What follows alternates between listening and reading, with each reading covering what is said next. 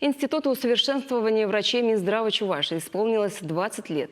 Сегодня в Чувашском академическом театре прошло торжественное мероприятие. На межрегиональной научно-практической конференции обсуждали особенности переподготовки врачей разных специальностей, чествовали лучших сотрудников института.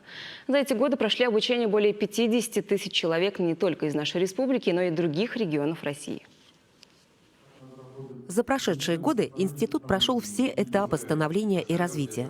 Сейчас врачи совершенствуют знания на 5 кафедрах и 6 курсах.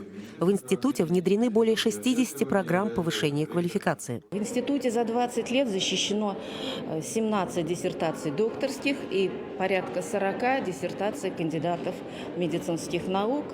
И получены патенты. Преподаватели наши известны не только в нашем регионе, они также выезжают во все регионы нашей большой страны. Институт одним из первых среди учреждений образования в республике внедрил системы менеджмента качества.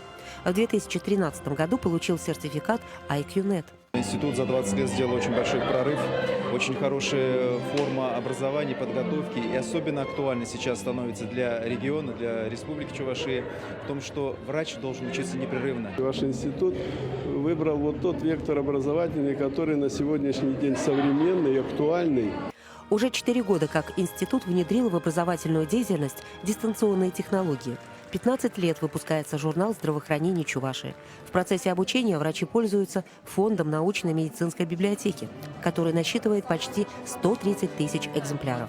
Гордостью библиотеки является коллекция Пименова Павла Павловича, уроженца Чувашии, известного доктора медицинских наук, а также коллекция известного акушера-гинеколога Галины Михайловны Воронцовой. В этом году медицинской библиотеке Чувашии исполнилось 130 лет. Татьяна Иванова, Виктор Степанов, Вести Чебоксары.